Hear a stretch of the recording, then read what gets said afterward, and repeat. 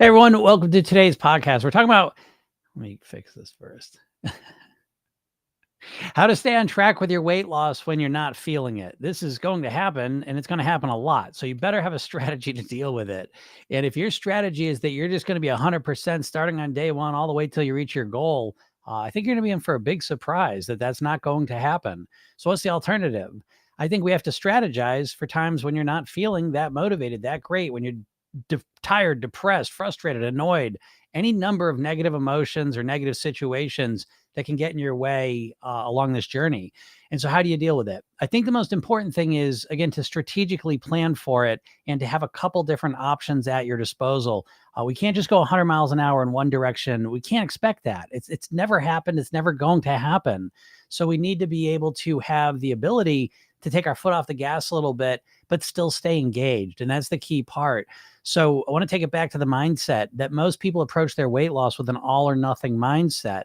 And when all of a sudden they hit one of these dips in motivation, focus, energy, they completely go off track, right? Because it's either all perfect or nothing at all.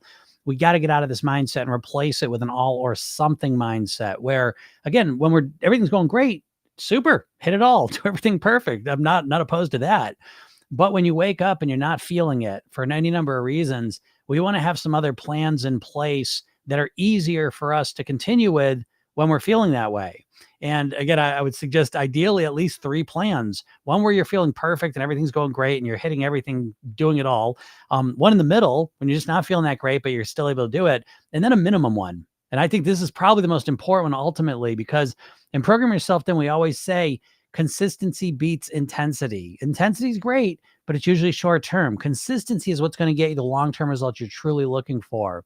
So the third plan you really want to have is something that you reduce down to the ridiculous. It could be along your weight loss journey. It could be going for a walk every day, even if it's around the block and back, just so you did it. Because doing something consistently starts to change your mindset. And this has a ripple effect where it impacts your eating and all the other healthy habits that you're doing. So if you start to go into your weight loss plan with the intention, I know there's going to be times when I'm frustrated and negative and all the bad stuff.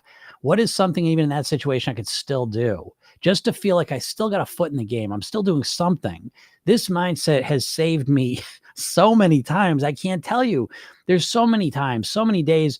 I may be fine. I just get up in a mood and I'm in a bad mood, but then I do that little thing. And now that little thing pulls me back into feeling better. But if we set up that it's only doing perfection or nothing at all, you're really setting yourself up for failure because you're going to hit these times. So again, it could be anything. It could be, I'm going to eat an apple for breakfast. It could be, I'm going to drink some water before my lunch. It literally doesn't matter. Just anything that you're doing that to you signifies that you're still on track somewhat. And I think this is the secret to really keeping it going when you're not feeling it, and you're not going to feel it sometimes. So take some time and think about some alternative options for you that you can always do no matter how bad you feel. And I think you're going to find that's really helpful in keeping you going. So I hope this helps you out. If anyone has any questions, feel free to ask them. Let's see here. Let's move this over. I was trying to figure out my camera setup. Oh, there we go. Figured it out.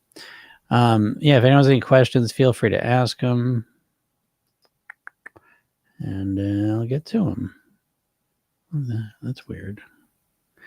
Where did this all go? All right. There we go. I'm with you guys, TikTok and Instagram, and I'm all over the place. You know, I'm streaming this all over the place. So if you ever want to watch this on YouTube or Instagram or Facebook, feel free to do that too. This is always recorded as a podcast too, folks. So if you don't know, the podcast is called Program Yourself Thin, and I do one of these every weekday, usually at noon. Would have done this one at noon, but there was a bunch of technical issues and had to restart everything. What's up, Jody? How's it going? Yes, happy Monday to you. It's not a happy Monday. I don't know. This Monday, I'm just not in the mood. I don't know what it is. I got some things that are just frustrating me, I would say. But I had a nice weekend too. I don't know what it is. It's just some weekends kind of recharge you and get you going back to normal, and some not. That's kind of odd. But anyways, back again. There's not a question here. I can't find it. Ricky's on here. What's up, Ricky? Summer, how do I stop feeling guilty after everything I eat? That's a great question. and an important one too, because feeling guilty, I know it was like, oh, you shouldn't do that. You shouldn't do that. Right. Well, I'm gonna take a step further. Go ahead, you can do it. The reason it's not very helpful is, it doesn't help you solve any problems. You don't learn anything feeling guilty. And this is what most people do. They will make a bad food decision and then they'll either put it out of their mind and ignore it, and I'm never gonna do that again, or they beat themselves up with it and feel guilty about it, thinking that that guilt is going to prevent them from doing the next time. And that rarely happens, because in that situation, we never come up with a new solution. We never come up with an answer to the problem. And that's the big issue there. So I think the way you stop feeling guilty is to realize, I'm going to give you a bigger answer than you wanted to hear probably, but we got to back it up. The reason you feel guilty, first off, is because you think you know what to do to lose weight. I know what to eat, and then you didn't do it, and now you're feeling guilty because that's the only tool you got. You got beating yourself over the head to feel bad about it, to try and force yourself to do it the next time, right? But what you don't realize is that if we go 5 minutes before you ate that way, 5 minutes before you made that eating decision that you're now feeling guilty about, if we go back to that 5 minutes and we look at the summer who made that decision, we're going to realize that in that moment in time, that eating was probably the best strategy that they had available to them. And so this is not a process. This is not something guilt is going to help you with. Okay, let me give you an example. Maybe you don't like math. You're not good at math, and you go and take a calculus course. Okay, and you get a quiz and you don't understand what the hell's going on, and you do bad on the quiz, and you've been studying, you just not getting it, don't understand it. Well, would feel guilty and beating yourself up do anything to help you in that situation? You know, you have been studying, it's just not going in. So guilty in that situation is not going to help you. Okay. If you sit on the piano, you've never played the piano before, you sit at the piano and you can't play. Should you feel guilty that you don't know how to play anything? It's not going to help you. It's not fixing the core problem. And the core problem is that 5 minutes before you made the food decision, you didn't have better strategies available to you, or you would have used them. So that being said, you don't know what to do and you just need to get yourself to do it. Never say that again to yourself.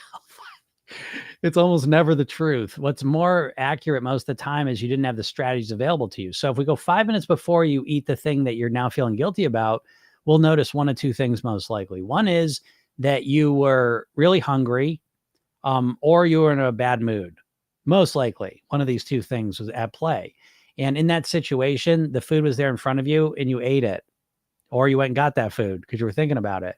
But what we want to do is we're going to go back 5 minutes ahead of time and ask the question, knowing what I know now, if I could have been the person I really, truly want to live as, how would I have handled that situation differently? And by asking this question, we start to educate ourselves. We start to train ourselves. What else can I do in this situation other than what I did? Because what you did, when you're feeling guilty about what you ate, what you may notice is that behavior is kind of a habit. You do it all the time. So we need to put a new habit in there. We need to have a new strategy, a new solution in place. So I hope that makes sense. But it's not about feeling guilty is a waste of time. What you need to do is you need to learn better strategies. So the brain gives up pain for learning. And so if you can realize that feeling guilty is not helping you in any way, you may start to replace it with a habit of looking at the behavior and coming up with better strategies if you could have gone back in time. So I hope that helped you out. And I just put the microphone there, so it should sound better now too. Having to restart the computer threw me off. What's up, Luis? Appreciate your information a lot. Started following you not long ago. Great information. Well, thank you. I appreciate you saying that. And so if you just started following me, make sure that you go to my bio, click the link at the hypnosis session I give you, watch the video I made for you. And that'll get you my email list. And I've been kind of teasing the Spark program for a couple of weeks here, but the Spark program is really coming into focus now. So I was working on it Friday and Saturday, and I should have the final version done today. Oh, it's a whopper, though. I will let you know. This is what I decided to do with the Spark program. What the Spark program always was in my mind was a motivation program, because if you're overweight, want to lose weight, and aren't losing weight, I believe that it's primarily a motivation problem out the gate. There's other things that are problems too, but I think that's the biggest one, that you don't really want to lose weight. So holy moly, this training is going to motivate you. It's intense. I even put a warning on it because it uses pain, but just spoiler alert. What motivates humans primarily at the deepest level is pain and avoiding it. Pleasure plays an important part too, but this is really about the pain of it. Oh, yikes. So it's almost, I'm almost thinking about calling it a motivation challenge, because it's only if you're really serious about losing weight would I suggest you watch this training. However, if you do take me up on the challenge, I will bet you that it's only a 15-minute video. It's a 15-minute video where I take you through some of my most powerful motivation techniques that I've ever discovered and used with my clients. It's literally right out my program, but I'm just giving it to you. So if you actually do go through it and you identify these things and go through the pain of it, I will guarantee you that you will start losing weight the day you listen to this. So anyways, so make sure you opt in there anyways, because that's how you get access to it. I'll be sending that out. It's because you list an hour. Wait, what was that mean? What's the list of an hour? I missed that. Hey, Jim, I just binged. I've been doing so good for a long time. I feel awful. Well, Em, you're still doing great. Okay. I want you to understand that the binging does not mean you're doing bad now. Okay. You got to cut that shit out. That way of thinking is a dieter's mindset where you just think of everything in streaks. Right. And I've been doing so good. You're doing better now. You'll be doing better now when you get right back on track than you were yesterday before you binged. How about that? You know that, right, folks? It's not the, oh my God, I've been doing so great for 2 weeks. I haven't binged in 2 weeks. Who gives a shit? Because you're going to binge at some point. So I don't give a shit how long you've strung together and you haven't binged. I care about you binging next time and how quickly you get back on track. So you'll be doing even better than before if you get back on track quickly, if you learn something from the binge. And you're already kind of hinting at it that you feel awful. We have to remind ourselves of how bad it feels to eat like that. Reinforce that. And then on top of that, go back in time and figure out why you binged. Okay. Again, you were too hungry or some emotional situation, figure out what was going on there, but then get back on track fast. And then you'll be doing even better than you're doing yesterday. Okay. Let's see. I missed the questions here. Freaking TikTok. They used to just show you the questions, and now they list every single person that may leave and join. And I can't find the questions. There it is. Nuked Luna.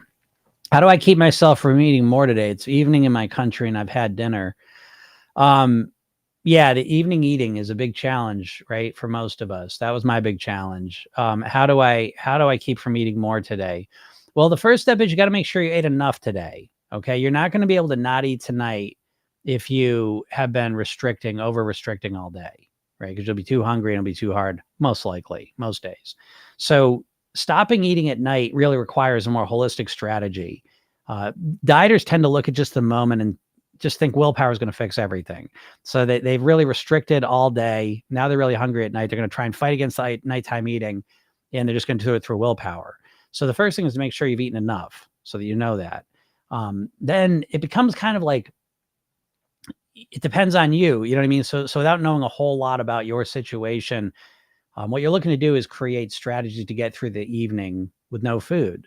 And that can take a little while. So what I will say is it's like a behavior you stalk, and you notice what works, what doesn't work, and you keep trying different things till you figure out what works best for you. Okay. To get control of this. I'll just leave it there for now, but and then go watch, if you haven't watched my video, go watch that. I'm afraid I might snack. Here's the thing though. I will say this: when you're afraid that you might snack and you're afraid that you overeat, ideally you really do want to replace that afraid feeling with more confidence. And that comes down to strategy and mindset. So I don't know what your strategies are. You don't have much strategies if you're just starting to really deal with your evening eating. And just not eating is not a great strategy, folks. You understand that? That's not a great strategy. You want to have something else in your mind that you're planning on doing. All right. That's a good strategy. And then the mindset behind it is that I wouldn't want to be afraid I might snack. I'd want to feel confident. I feel pretty good. I don't want to snack. I don't want to eat anything because I like feeling lighter. I like going to bed with an empty stomach. I like waking up tomorrow, reflecting on the evening, feeling proud of myself. I like that it's going to cause my weight to go down, and I want to lose some weight, and I'm going to look better, feel better, feel like a better version of myself. So I think looking at things that way and reframing them using, specific language that reinforces what you want to have happen, that speaks with power, is going to help you as well. So again, it's a multifaceted solution, but those are a couple of the ideas that I would suggest.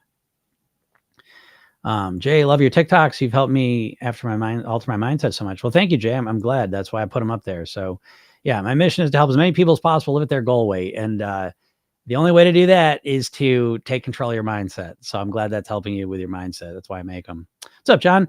Could have blown it all up and quit Thursday night. I had a case of the fuck it.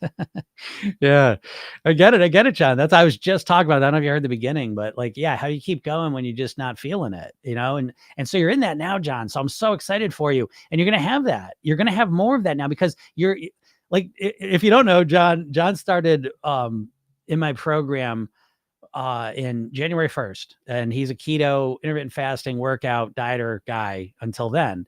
And he's taken the program yourself then approach now. And so did great January, lost like 13, 14 pounds. February came, it was more of a plateau.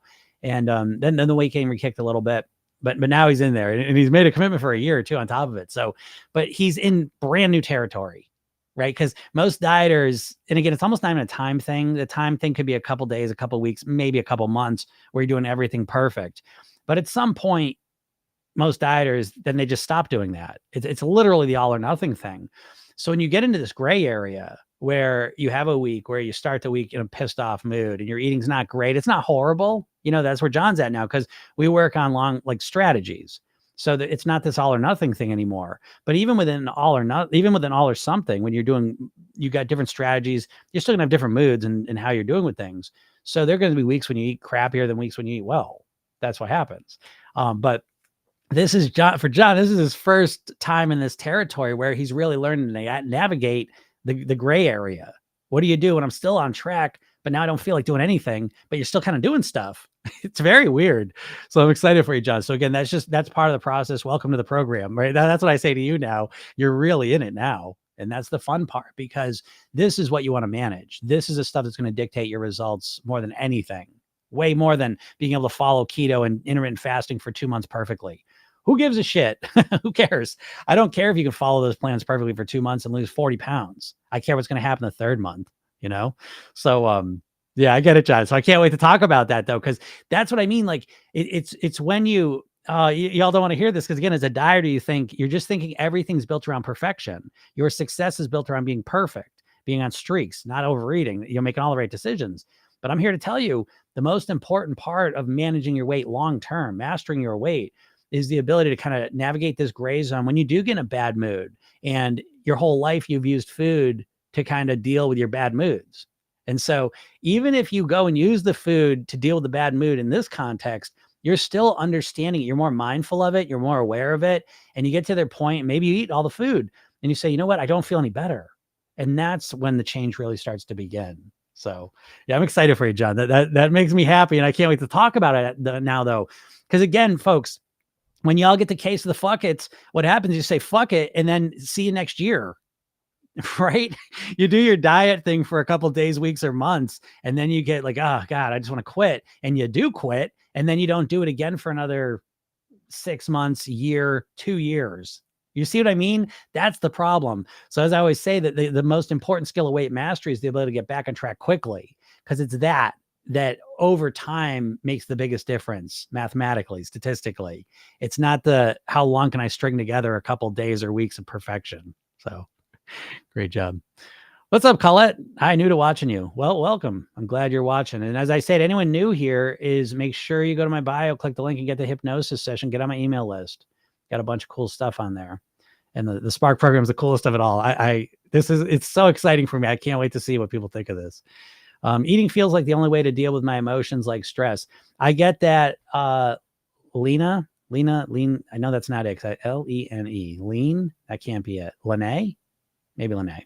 Anyways, yes, folks, if you are a stress eater and food feels like the only way to deal with your emotions with stress, if it feels that way, you're gonna have a hard time mastering your weight. So we don't want to just stop stress eating because that doesn't solve the core problem. The core solution is, what are some other ways I can relax, feel more calm, feel more peaceful in ways that don't involve food? That's the question you want to start asking. And you may not have an answer right now, but you're not asking that question, because saying, I don't know how to deal with my emotions other than eating doesn't give you any solutions or answers. All right. So we need to ask very specific questions. And that's going to get you to better answers that you can use. Okay. I feel satisfied and full. I feel very good. I'm just afraid I might get out of control. Well, Nuked Luna. Okay. Now I'm really glad you brought that up too. Because folks, this is what Program Yourself Thin is all about. We are always programming ourselves. So here's Luna. She's satisfied and full from the day, feeling very good, doesn't want to eat tonight, but now what's her mind saying? We're all talking to ourselves in our heads. This is the hypnotist that lives within us that's driving our behavior. And you probably have no clue about this. So if you're in your head and you keep thinking, okay, I just don't want to eat tonight. I'm afraid, I'm scared. I might just get out of control. I don't want to eat anything tonight. I hope I don't get out of control and eat everything. And now you're not saying eat everything. You're saying whatever food you like. So it sounds more like this. Oh shit, I had a good day. I nourished myself. I'm trying not to eat at night. I hope I don't eat that ice cream tonight. I don't want to eat that Ben & Jerry's ice cream I got in the fridge, in the freezer. I don't want to eat that. I left half of it. I'm just going to leave it there. I don't want to get out of control. Oh shit, I'm so scared that I'm going to get out of control. I just don't want to. I just want to get this under control. I just don't want to start eating the ice cream. Now think about that, how that makes you feel, right? Now your subconscious mind doesn't understand negatives. That's the first thing you have to understand. So if I tell you, don't think about a banana, what are you thinking about? A banana. But I told you not to think about it. What are you doing? Yeah. Your subconscious mind thinks about what you focus on. So if I am afraid, okay, you're feeling afraid. I might get out of control, right? Now, you're not saying out of control. You're specifically imagine overeating whatever food you usually overeat at night. So you're imagining the exact scenario you want to avoid. And so 2 key rules of your subconscious mind you got to know. One is your subconscious mind doesn't understand negatives. Okay. So you say, I don't want to overeat tonight. I don't want to eat tonight. I don't want to eat tonight. I don't want to lose control tonight. I don't want to eat all the ice cream tonight. What are you thinking about? Right? You've just literally programmed in doing those exact things. And now the second thing in your subconscious mind is it can't tell the difference between vivid imagination and reality. This is why we like movies and TV shows. We sit there watching this stuff. We imagine the scenario and we get the feelings from it. Okay. You watch a sporting event, you got adrenaline releasing in your body, literally releasing in your body. So what do you think happens if you keep, I don't want to eat the ice cream tonight. I hope I don't eat those potato chips tonight. Oh, please don't let me get those cookies. Don't let me eat those Oreo cookies. Saliva, you know what I mean? Like I start creating this desire and this craving for the food. So it's like, you see how you're literally walking yourself right down the path to overeat those foods at night, as opposed to, I feel completely calm and relaxed. I ate great all day. I'm feeling really proud of myself. I've been doing well with my eating. I want to go to bed tonight feeling light, feeling empowered, looking back at the night saying, holy shit, I ate dinner and then I was done. Waking up tomorrow morning feeling amazing. What do I want to do tonight? Tonight I'm gonna watch TV and just relax. I'll drink my water and just calm down. Maybe I'll go and call a friend up. Now, again, this is where you have to get in your own specific strategies. This part falls apart in general, description. But when you start saying what you want to do, how you want to feel, how you want to behave, that's the programming I'm talking about, because you're doing it anyways, folks. You're always doing this. And Luna just really pointed this out. Okay. But if you're like, holy shit, I'm so nervous. I'm so scared that I'm going to eat the ice cream tonight. What do you think is going to happen? You know what I mean? You just keep reinforcing it. You're walking yourself right down that path. Hope that makes sense. Let's see. Colin says, I think you're helping me understand what Tony Robbins was trying to teach, but you helped me understand to the next level. When you're in your head and you're dead. Yeah. Want to replace. Yeah. Tony Robbins. I love Tony Robbins with a passion. He really ignited he's a big part of the reason I'm here right now talking to you. That being said, it was a good starting point for me. And I listened to his personal power program, this 30-day program. I listened to that so many times. I went through that thing. I love Tony. I like to think that I go deeper, certainly with weight. I go way, way deeper into it. And I just bring my own experiences. So that means a lot to me to hear that. I really like hearing that. I love Tony. But again, anyone, it's like, Tony's really a product of his experience and his time frame. And I like to think that I bring my experience in here and illuminate some corners that he can't, and that's what I like to think about this. I like to think that I'm kind of innovating on what he originally brought to the table, but huge fan. What to do when you're hungry after the gym, but you can only go late evenings? Ooh, yeah, that's a good question. Yeah, the gym. Yeah. And then you get hungry. Well, here's the thing. First of all, just remember this, that it's not when you eat the calories really. I mean, it's ultimately the amount of calories you eat during the day. I tend to want to not eat calories at night because there's more effects to them. Meaning if you eat at night, sometimes that may ruin your sleep a bit. And then that makes everything else harder. In your situation, again, everyone's situation is unique though. That's why I always say there's no right or wrong. There's only what works for you. Okay. So I think that it's important to realize that for you, maybe eating something after the gym is appropriate. Okay. But, so a lot of times I found this the other day. I was a client, we were working with in the program. She was talking about how like, well, I go to this, my husband always wants to go to this restaurant and it kind of throws everything off. And so how long have you been on that restaurant? And it's been, years, or it's been a long time. And I said, well, could you go there and get something healthier? And it was like, you saw the light bulbs go on because she's extremely smart.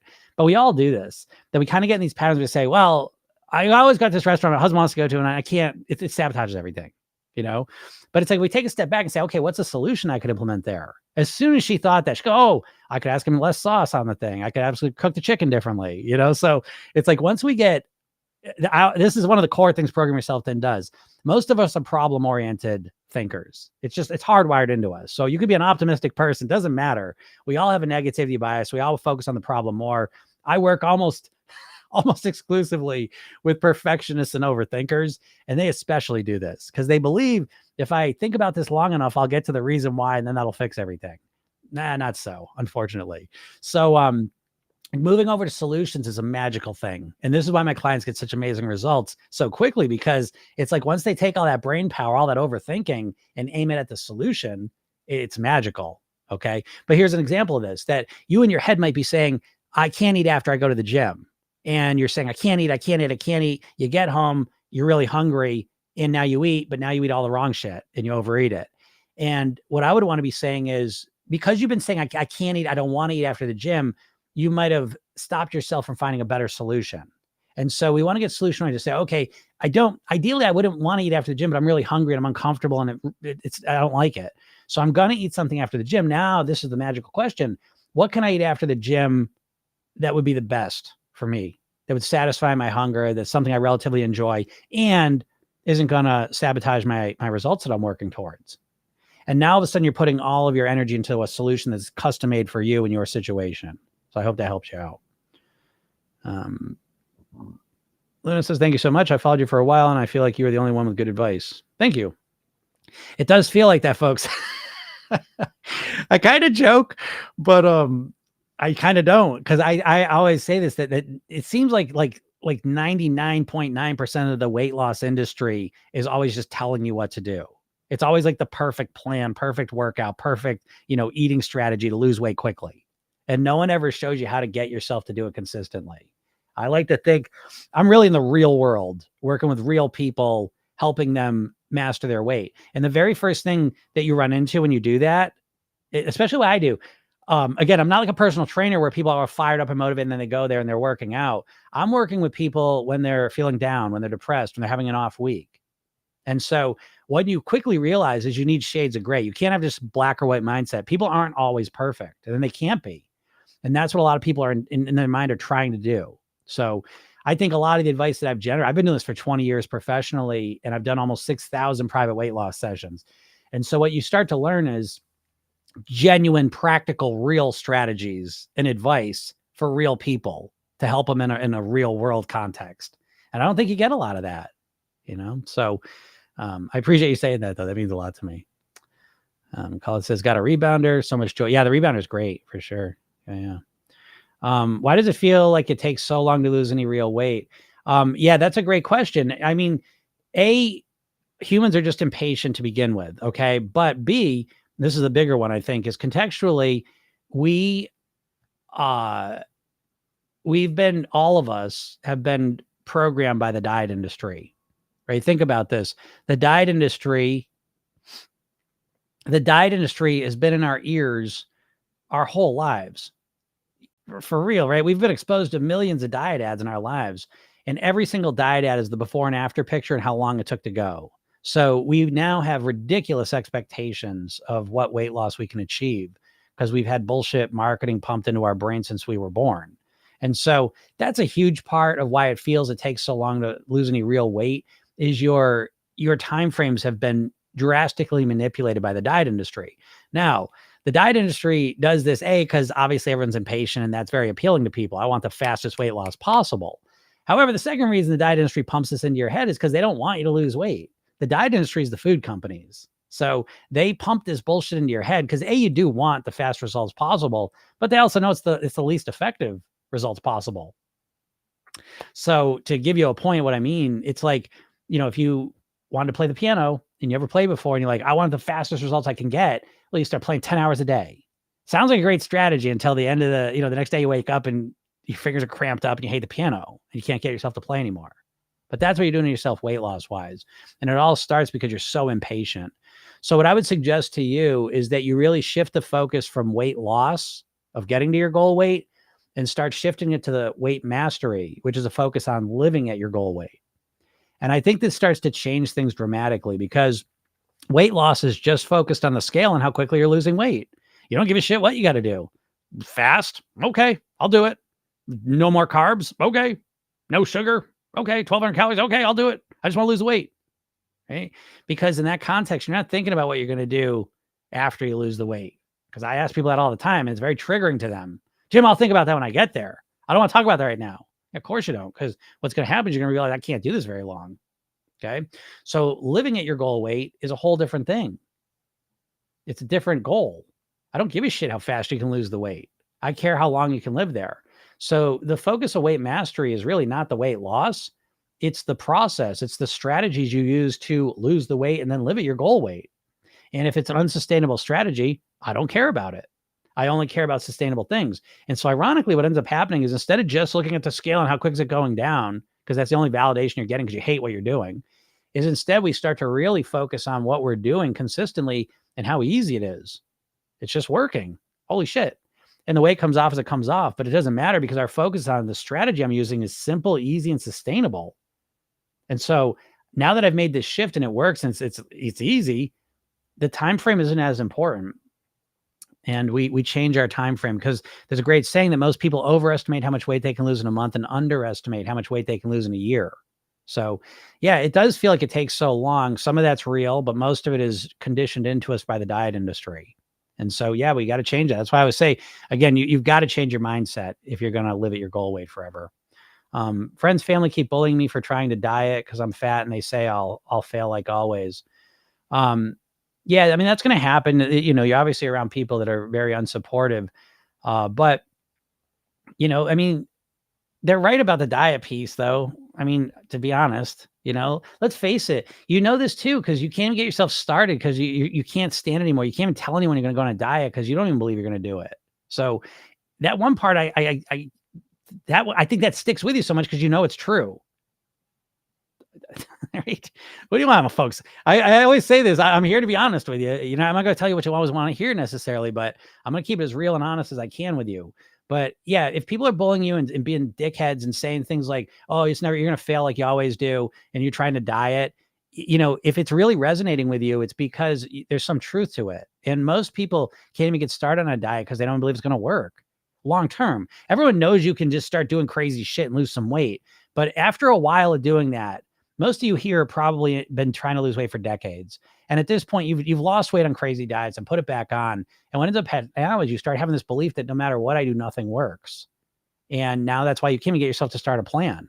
Well, things work, but it's not, the diets are never going to work for you. So you got to start framing this differently. And who gives a shit what they say? You use it as motivation. We all got challenges. So again, obviously you like to be in a supportive environment, but if you did, you probably wouldn't have this problem in the first place anyway. So this is your chance, to become the person you've always wanted to become, the person who can stand up to all their bullshit stuff that they're saying and just feel fine with it. As a matter of fact, the more negative shit they say, the more empowered you feel. I did that. I changed my weight, my health in a very unsupportive environment with people that love me. They love me and I love them. When it came to changing my eating, my lifestyle, my weight, not so much support. Okay. So how do I want to interpret that? So for you, what I would suggest is I bet the diet, whatever, that means to you, make sure it's a lifestyle change, something that's built for the long term, and use this as an opportunity to give them, the ultimate, fuck them. Look at me. I did it. Fuck you. Fuck you. That's how I am. I'm a petty person though. So I like using that, but I hope that helps you out, kind of look at it that way. Use motivation. Imagine their reaction when you see they made it. Yeah, exactly. I think they're right, Luna. Yeah. Yeah, that's what I'm trying to think. But you can use that part as motivation. I always say, right, it's mindset and strategy. So you can have that for motivation. It's exciting, but you can't be having that for motivation and trying to follow a diet like keto. You're never going to get the results. So you got to listen to what I'm saying. Make sure that you've gotten the hypnosis session through my bio. Make sure you watch that video. Okay. So you have a much deeper understanding of, the 3 areas that we're looking to influence to permanently live at your goal weight. All right. But yeah, use whatever at your disposal to get your success. I kind of relate to your situation. I'm trying to have the same mindset. Yeah. Yeah. You gotta have a bulletproof mindset, and sometimes it's harder. Oops. I just passed a bunch of stuff. I see another question. How do I program my subconscious mind to tap into my energy resources? If I can just get excited and feel good and energized, I'd be unstoppable. Thank you. What I would say to you is, because I'm not going to go through the whole thing right here, but what I will say to you is go to my bio, click that link and get the hypnosis session, watch the video I make you. Okay. Cause I talk about how to program your subconscious mind in a lot more detail. And I kind of be doing this disservice if I just talk about, that's a big question, and you need more context for it. So it's not that the answer is hard. It's that you lack the context of what I'd be saying. And I give it to you in that video. I explain it all. I apologize if I'm missing anyone's questions. The questions. Okay. Sometimes it doesn't matter. Who cares? If I miss them, it's just, I'm sorry about that. Okay. There's Connie. Connie, what's up? Jim, I lost 0.4 pounds on my pleasure weekend, and it was true pleasure. Can't wait to tell you about it. There we go. Right. Connie. I love Connie. Connie, you're one of my faves. So it's, that's so funny, but that's a game changer for you. Now you'll see. I can't wait to talk to you and hear how this went. But so I said that I would trade the 8 pounds for that insight and realization any day of the week. Because think of where you're at now compared to where you're last week. You see how quick things can change? And what a tremendous thing. Yeah, look at you. Lost weight on the pleasure weekend. And you didn't even think it was possible, right? That's amazing. That's a complete game changer for you now, because now you can anticipate the future in a completely different way. Connie, I'll just share a little bit. I know you wouldn't mind this because I can tell you like that. I'm not going to go too personal anyways. But folks, if Connie's lost 100 pounds and put it back on twice, okay? And so it's not a willpower thing. Do you understand, folks? It's not your willpower. Your willpower is not the problem. It's your mindset. Because you can lose 100 pounds in service of losing 100 pounds. Most dieters will trade the pleasure of the food for the pleasure of the scale going down. But once the scale stops going down, you get to your goal weight. Where's the pleasure coming from now? Where's your pleasure going to be now? Oh, just being thin? Yeah. Then why do 95% of people that lose weight put it back on if that pleasure is so amazing? So Connie, in her head, we should lose the weight. And then in her mind, she's like, I'll never be able to eat for pleasure again. That's a tough idea to be walking around with. And so the idea of pleasure weekends, to be able to look forward to a weekend where you get to eat what you like, is one of the most important pieces of the puzzle, in my opinion. So I can't wait to talk about that. That's exciting. Congratulations. Good for you playing around with it. Luna says, what should I do now? Should I take a bath and just meditate? Well, Luna, there you go. Just what I mean? I don't know. I don't know what relaxes you, but you know yourself. What relaxes you? Do that. I'd certainly, if I didn't come up with any other ideas, I'd absolutely test out the bath. I'd absolutely test out meditating. Right. So I think that's a great starting suggestion, Luna. But we take that again with programming yourself. Then with dieting, there's just one answer. You don't need to figure anything out. You already know what to do. Oh, you know what to do as a dieter. I'll just use my willpower and eat perfect starting tomorrow. I'm just going to completely change how I eat and live tomorrow. Yeah. I'm just going to change it all. Right. This is stupid, but that's what people think. But Luna, what you're doing here is you're experimenting. You've got a clear beat on the problem, right? I eat at night. I don't want to. Okay. Well, what else can I do at night? If you're going to do the exact same stuff you do at night that you did when you were eating, you're probably going to keep eating. Probably. You could still get around it. Don't get me wrong. But if you go and take a bath tonight, that's a completely different message to your mind and body. So I would just experiment with it and see what happens. Go meditate a little bit, see what happens. Even if you ate in that mindset, it'd be a totally different experience anyways. So again, we just got to do something different than what we've done. Dieters are the classic, that saying, right? That the definition of insanity is do the same thing, expecting a different result, right? It's like dieters are the craziest people on the planet. if we're going by that, because dieters just keep doing the exact same thing that doesn't work. It is the weirdest thing ever. It's weird. But yeah, Luna, do something different like that. And that's very interesting idea. So give it a shot and then see what happens. All right. So if any other questions, feel free to ask them. I'm going to scan through these. It just takes 10 years. What's up, Sophie? Hello. I've just been skiing for a whole week and was expecting to lose weight, but my scale is the same. Well,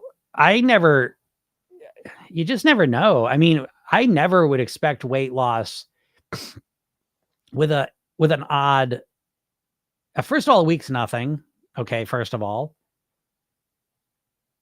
I don't give a shit. I don't care. I know you're like, a week's nothing. There's 52 of them a year. It don't mean shit. Now this is good and bad, right? It's bad when it's like, well, I skied all week, but it's good when you realize you're not going to probably keep that level of activity up every week either. So good. I'm glad you didn't lose any weight. But I'm kind of joking a little bit, but not really. But the other side is that you have a week of skiing. So what? You might have put a lot of extra energy out, but then you probably ate more calories. You probably moved less when you weren't skiing. There's all sorts of energy balance little tricks our mind does. To me, this is my opinion. Certainly exercise.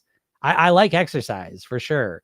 But I believe that if you're going to lose weight and live at a lower goal weight, that you have got to change your eating. And it's the shift in your eating long term that's really going to give you the weight loss you're looking for. I think exercise and being more active certainly can help the process, maybe. But I think ultimately the absolute key thing to do is change your eating. So don't worry about that, Sophie. And who gives a shit what happens during a random outlier week, unless that's a normal week for you. But it sounds like it's not, because it sounds like you're kind of looking at that as, oh, I was active all week and I didn't lose any weight. Who cares? I mean, there's a million reasons that could be. Honestly. Naja, hey, you're helping me so much. I started at 75 kilograms and now I weigh 62. Holy shit. Great job, Naja. Take a little screenshot of that. That's a great job. Quite an accomplishment. I'm glad to help you. So thank you for letting me help you. That's my goal, Sophie says. Yep. You can do it. You can do it, Sophie.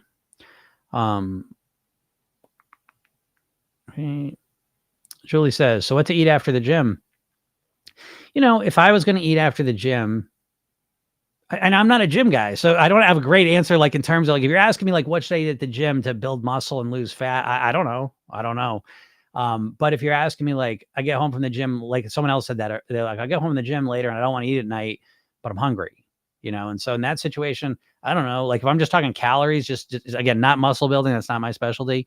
But if we're just talking like I get home from the gym and I'm really hungry, what I'm looking for is I'm looking for really healthy foods. I want to put like fruit, vegetables, like really, really high nourishing foods into my body.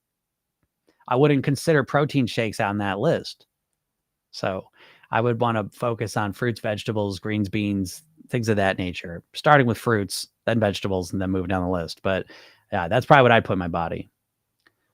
You're the best. Thank you. Thank you. Appreciate you saying that. You're amazing. I discovered you today and noticed you've been on YouTube since I was 19. Wish you were all the success. It's time to rewire my mind. I'm believing in hypnosis more and more. That's great. That's great.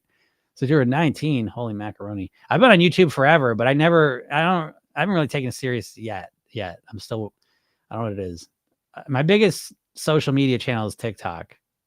That kind of fits with my brain. I just pop out these 30-second videos. But YouTube's one of the focuses. It's next in the line. It's all about the calories you eat, not how much you move. Yeah, absolutely, Mario. I believe that. It's both though. It's kind of not. It's kind of not. I don't know. Like, I don't know. Okay. You like this, you won't like this. I'm just going to put it out there because I always tell my clients, and I've been saying this forever, now my clients, you have to understand, usually they haven't worked out for a while. That being said, the working out is always like, oh, I got to work out and eat less. I got to eat less and work out. Well, the working out's a double-edged sword, especially if you haven't been working out, because the working out's going to make you hungrier. It's going to make you more tired, and it's going to make you more sore, and potentially you're going to get injured. So there's that.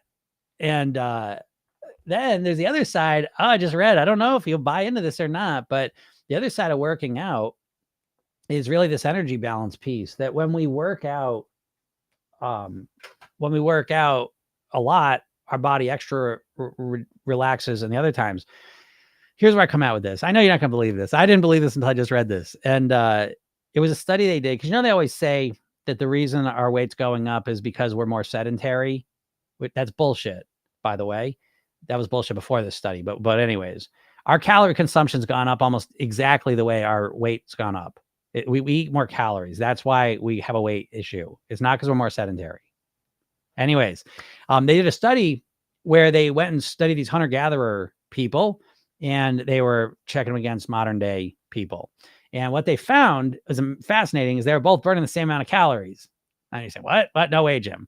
Well, because the hunter-gatherers were expending a lot of energy, but then they were absolutely relaxing. Think of like, I read this and I was like, I look at my dog, because my dog will do laps around the yard. She's crazy, still a puppy.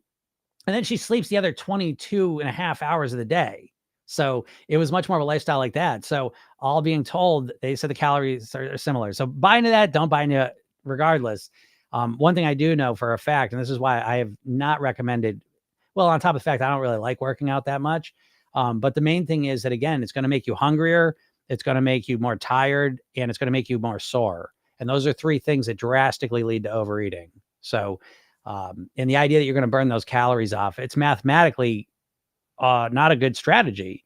You can eat 500 calories in literally 30 seconds, and it'd take you an hour to burn those calories off. So again, for the average person, you're going to have much better results if you really learn how to master your eating. And on top of that, that's a strategy you're going to be able to rely on forever. If you're relying on excessive working out, it gets harder and harder as you get older. So anyways, that's just the other side of the story that you never get to hear. Truly mostly calories. If you don't change your diet, there's no way to lose weight. Yeah, you got to change your diet. That's why I kind of recommend like activity over even working out. And again, I'm not against working out, by the way. I want to make that crystal clear. I'm just talking about initially losing weight. I think you're better off spending that energy on other things.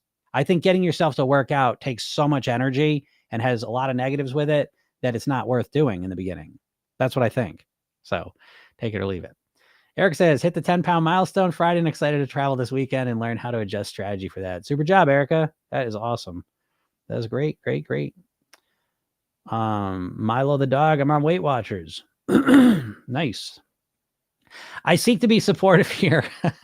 I'd be supportive when I'm like, I guess I'm not so supportive of diets most of the time, but then if someone tells me they're on Weight Watchers or Ozempic or some other thing, I want to be supportive of that person. So I wish you the best with that, Milo. And if at any point you stall or don't want to do Weight Watchers anymore, remember I'm here. And you can use what I'm saying with Weight Watchers as well. What I do is diet agnostic. I've worked with people doing every kind of diet.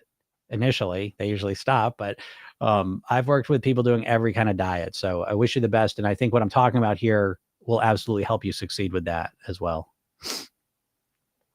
Oh shit. There it is. Honestly, can't imagine you being overweight. You look like a naturally skinny guy, if that makes sense. No, I get that. I totally get that, Mario. I was naturally skinny guy is a funny phrase to me. And clearly there are naturally thin people, I think. I was thin growing up. So my mom's main mantra to me was, when you get older, you'll see. I used to get liver shots. I was so skinny. Look at me now. She always said, I heard that a million times. I get to college and I start putting weight on. And what I look at, and I learned everything I learned when I was 19. So it was crazy, but it absolutely transformed my mindset. I eat and think 1000% different. Now, I will not disagree that growing up thin was helpful. No doubt about it. But it's funny because I've worked with so many clients that once they lose the weight, they always thought of themselves being overweight. And then you realize, oh, you're not big boned. You're not all these things you thought to yourself. It was mostly in your head. And yeah, it's crazy. It's crazy thinking how different I eat. Yeah, I know. Yeah, it's hard, but I was 50 pounds heavier. I put the weight on quick. And then like, even, I would say like, it's been 30 years living at the same weight. 12 years ago, it was kind of an extra stressful time of life. We moved into a house that we were redoing. I'm running my own business, had a kid that didn't sleep well. And I put 25 pounds on like that, in 6 months. And Yeah, it all comes back to your mindset. You know what I mean? And don't get me wrong. I mean, so why are some people thin? There's a lot of reasons. I mean, yeah, the physical part matters, but I always think it's more even the mindset piece for so many reasons. Anyways, is it normal to feel hopeless after a while of trying to lose weight? Currently, I feel like a failure. Yeah, I think it's completely normal, and I think it's a good thing. I think it's good that you feel hopeless and like a failure trying to lose weight on diets because that's just common sense, folks. Do you know what I mean? Like say you're someone who's like, I'm gonna fly, I'm gonna flap my arms, I'm gonna fly one day. I'm gonna dedicate my life to that. It's like that would be a sad life to lead, right? Because it's never gonna happen. And the idea that you're gonna diet yourself to lose the weight forever is probably never gonna happen. So I think those feelings of failure and hopelessness are actually good things. They're saying, hey, holy shit, man, this don't work. This fucking keto plan doesn't work. We've tried it 50 times. This Weight Watch, we're going to do Weight Watchers again. We've done this 30 times. It doesn't work. And so I think that hopeless failure feeling is your subconscious mind trying to say, this doesn't work. Can we do something different? This isn't going to work.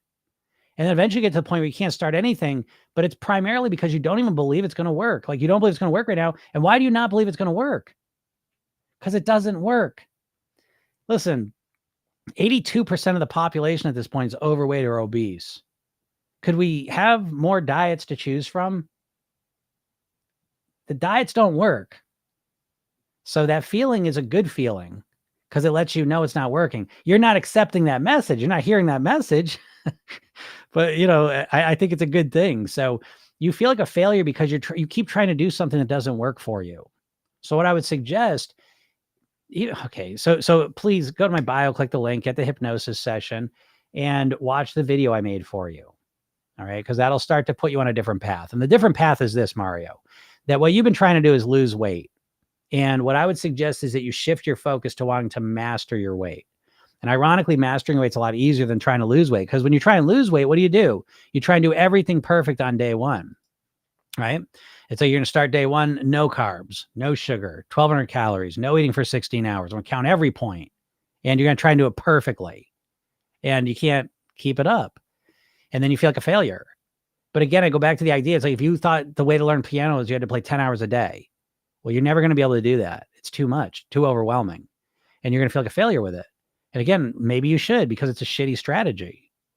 But if we step back and say, okay, how can I succeed with this? How can I master this? So program yourself then, what's that look like? What I suggest to my clients is don't change everything all at once, please. Please do not change everything all at once. You're just going to fail. Let's pick your worst, the worst and first strategy. Let's pick your worst eating habit and go to work on resolving that. What's your worst eating habit? The one that shows up daily or multiple times a week. And you focus on that and you come up with strategies and solutions to it that resonate and customized and work for you.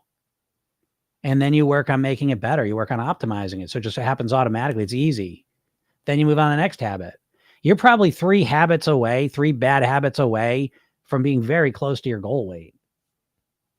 And then the first one is the first meal of the day if you want to focus on that, optimizing it.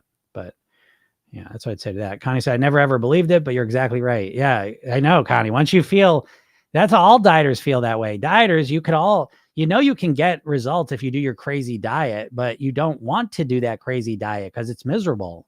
It lowers your quality of life. So you don't want to do it. You can't make yourself do something you hate doing and you hate dieting. So yeah, that's a big breakthrough for you, Connie, though, because you're in a whole different headspace now. Hey, aren't pleasure weekends just binge weekends? How does it work? No, Mario, this is what I'm talking about. For a dieter, they got their cheat days, their binge weekends, where they never learn how to eat for pleasure. Ironically, imagine this. You'll never believe this. But one of the best ways I've seen to master your weight is to learn how to eat for pleasure. And I hear you laughing. Oh, Jim, I know how to eat for pleasure. No, you don't. You not eat for quantity because you associate pleasure with quantity. Pleasure is I just shovel it all in. That's the most pleasure I can get. Is it? Because I'll see your pleasure of you shoving shit in your mouth, shoveling it in, and I'll raise you by saying, wouldn't it be more pleasurable to eat your favorite food that you know of at your goal weight? Would that be more pleasurable? So pleasure is a funny thing. Now you've been conditioned to think of pleasure that way by the food industry.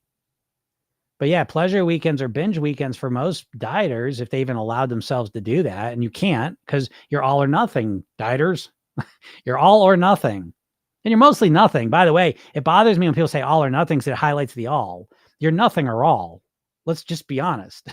You're nothing most of the time and all occasionally, but thanks, Bella. But yeah, but listen, Connie is as sharp as they get. She's been paying attention to things. She like she knows the program better than people in the program for months. So she's a sharp person. But she went into the pleasure weekend and put 8 pounds on her first pleasure week. So yeah, it was a binge weekend for her. Why? Because she had no clue how to eat for pleasure. And so if you don't know how to, I had a pleasure weekend. I eat for pleasure. Does it become a binge? No, because I've learned how to eat for pleasure. Because I don't know how to do that. Yeah, I know. You don't know how to do lots of things, folks. That's why you're not at the weight you want to be at. Do you know what I mean? Again, I'm not trying to be a dick here, but it's like, if you don't know, you know what I mean? The biggest lie a dieter tells themselves is that I know what to do. I just got to get myself to do it. That phrase is one of the most meaningless phrases I could think of. It means absolutely nothing because you don't know. You don't know. And you keep telling yourself, like my kid, my son would always, that was always his thing. I would tell him, I know how to do it. I know how to do it. I know. I know. Well, you don't know. Thanks for the rose, Lexi. You don't know. And if you don't know, it's fine. There's nothing wrong with not knowing. But if you think you know when you don't know, you're just going to keep yourself in this perpetual state of ignorance where you don't know and you can't fix it. See, I love not knowing shit. I love being wrong. I love it because now I can say, oh, shit, I want to fix that. And once I realize something's broken, there's the possibility, the hope that I could fix it. It could be better. Dieters are walking around a state of perpetual depression because you think you know everything and you can't get yourself to do it. Because dieters always think the whole problem is willpower. Everything's come down to willpower. You couldn't be more wrong. But yeah, they're not for bingers. Nope, for the dieters here. You can still get quick results working with Jim because you won't believe how quick you can transform mentally. Yeah, you do. Again, quick results is a funny thing anyways, folks, because y'all are chasing fast weight loss plans, right? That's your number one criteria for when you choose a weight loss plan is how fast it's going to work. But the irony of ironies is that none of these diets are fast because how are we defining fast? Is fast losing 20 pounds in a month and then putting it back on the month after because you can't keep it up? Is that fast weight loss or no weight loss? When you reflect on all your dieting in your life, have you achieved fast weight loss or have you achieved no weight loss when you look at the whole thing? I don't know. Like, I don't make the meanings of words up, but what's it mean? Is fast weight loss losing weight and then putting it back on? Is that fast weight loss or temporary weight loss? And ultimately no weight loss? Or is fast weight loss losing 5 pounds a month easily, comfortably, enjoyably so you can keep it up? And 10 months from now, you're 50 pounds lighter. Is that fast weight loss?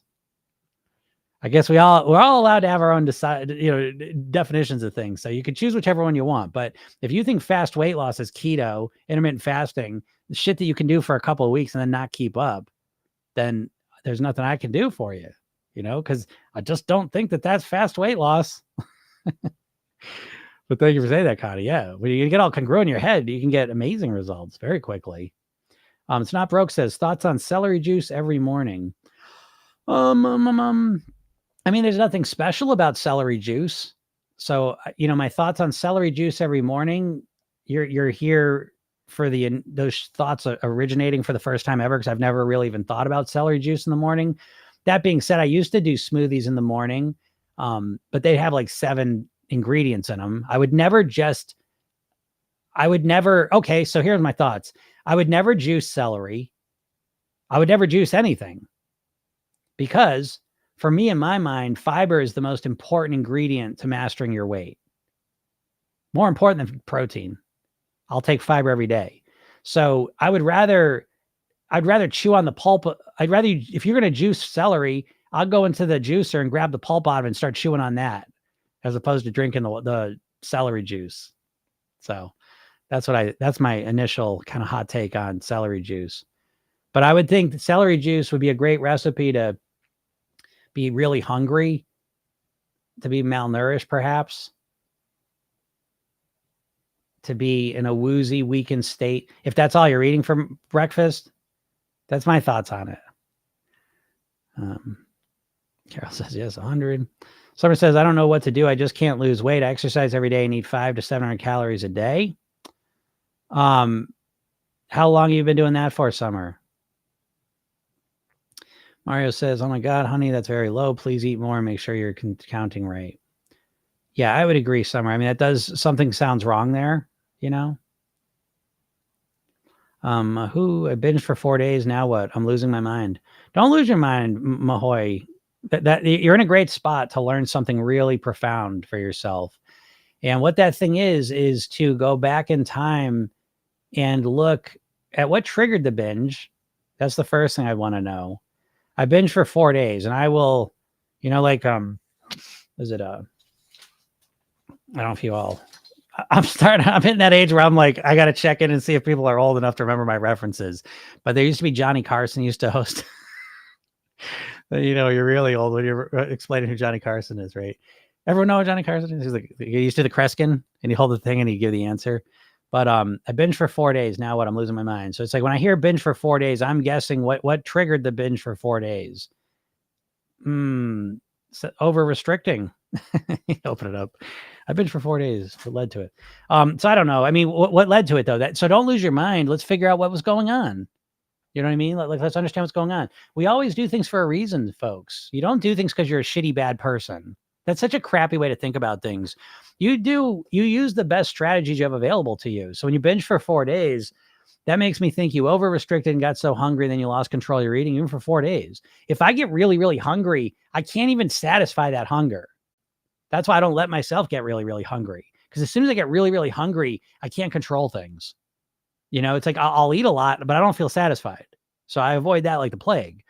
So I bet you over restricted 4 days ago. Up until then, I bet you were over restricting. And then there's probably an emotional piece. That folks, if there is an emotional piece with your eating, and you go, and I just see Shireen wrote that, I'd be a very angry person only eating 700 calories daily. Me too. But if you have some emotional things you're dealing with, and then you cut your calories down to 700, let me know how your mood's doing. Let me know how the emotional eating is going to do. Probably pretty bad. Okay. So, we want to be strategic. So Mahoy, don't lose your mind. Just go back and start to understand what led to what. You don't do things for dumb reasons because you're a bad person. There's a very good reason why you binge for 4 days. And once you find that out, then you can start to go to work on solutions. Mario says, stop thinking about it. It's all right. Just stop now and you'll be fine. You can't just stop though. That's what I'm trying to tell you folks. Because if you don't resolve the core issue, it'll keep coming up and it'll make you insane.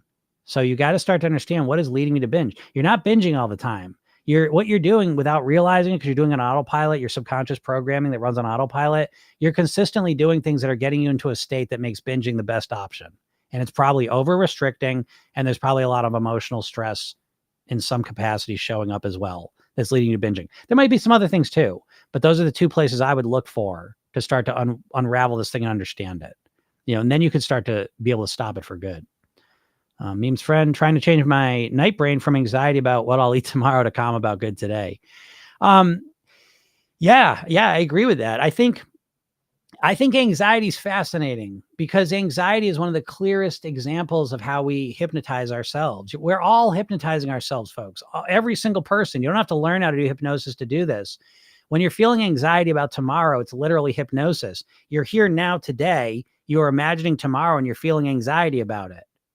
So it hasn't even happened yet tomorrow. This is 100% what Program Yourself Thin is here, right in a nutshell, is taking control of what you're saying and imagining tomorrow's going to be, let's say, because we live our lives on autopilot. So if I'm feeling anxiety about eating tomorrow, how am I generating that anxiety? Because you generate your emotions. You don't just feel emotions. You generate the emotions by what you imagine. And so if you're feeling anxiety about tomorrow's eating, how are you doing that? Are you imagining in your mind that you're going to wake up calm and relax? So you're going to have a healthy breakfast, eat just the right amount of it. You're going to slide right into lunch feeling comfortable, eat a nourishing, healthy lunch that makes you feel energized and good. And then moving into dinner and having a great dinner, then not eating anymore and going to bed and going to bed feeling wonderful. Is that how you're creating anxiety?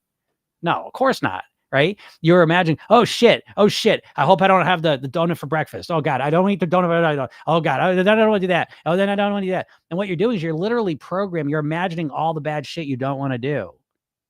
But your subconscious mind, it's just reinforcing all the wiring of all the bad shit you don't want to do. So on top of reinforcing behaviors that you don't want, you also get the added bonus of feeling anxious about it the whole time as well. You see? So it all comes down to how you're using your mind. That's why your mindset's the most important piece of your weight loss puzzle. The weight mastery pyramid is what we follow and program yourself then. Bottom level, the most important level is mindset, then lifestyle, then eating. And most dieters have only focused on the eating. Okay.